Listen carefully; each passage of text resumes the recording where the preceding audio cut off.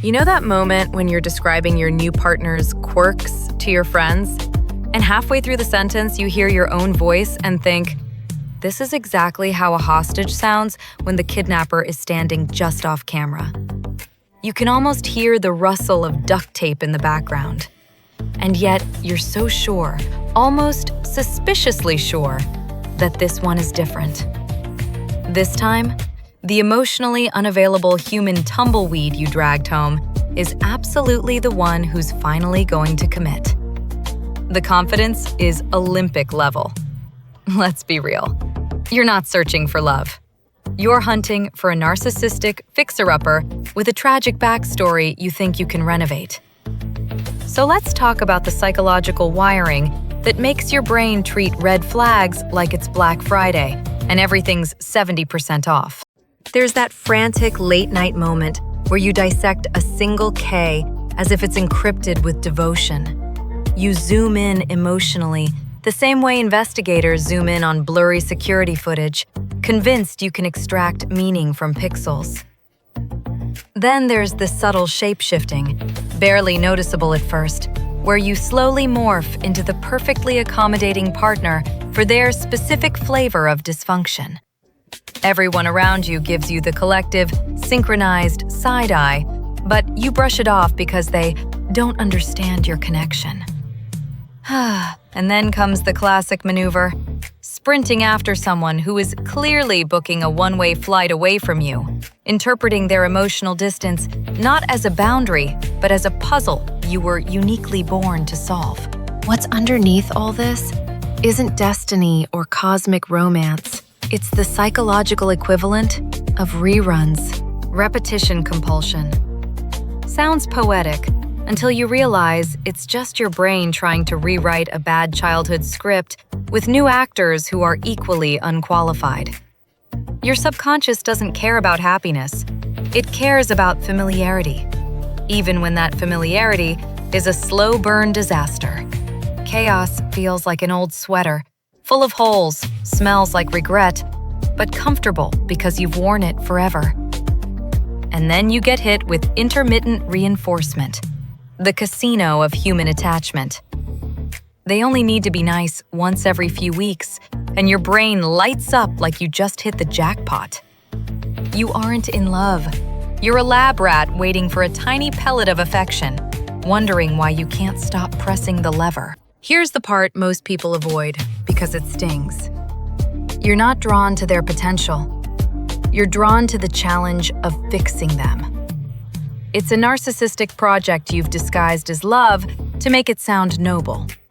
You call it patience, resilience, understanding, when really it's adrenaline and anxiety masquerading as depth.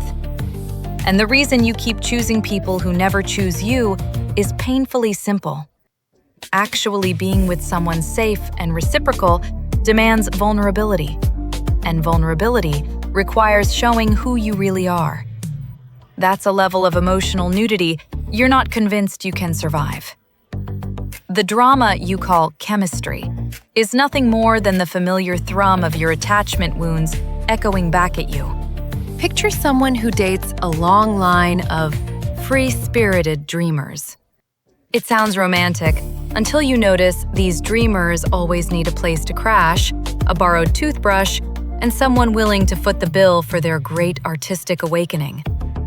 Their pattern isn't about loving creativity. It's about recreating the emotional distance they grew up with from a parent whose attention was always somewhere else.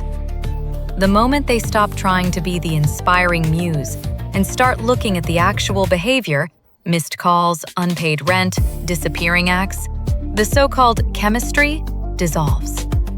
What fills the space is a boundary they never realized they were allowed to set. All the questions you aim at yourself, why don't they love me? Why do they leave? Why is this happening again? Are the wrong questions. The better one is, why am I so loyal to this specific kind of pain? The goal isn't to find someone right.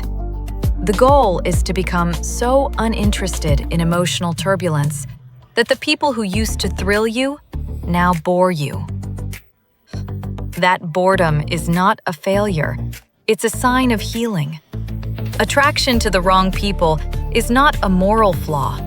It's a signal, pointing like a bright neon arrow at the unresolved pieces of you that still think chaos is home. And the wildest plot twist of adulthood is that stability only feels dull because your nervous system has been conditioned to mistake trauma for passion. The person you're searching for is not buried in the emotional wreckage of someone who refuses to do their own psychological housekeeping. Love isn't a war you win through perseverance.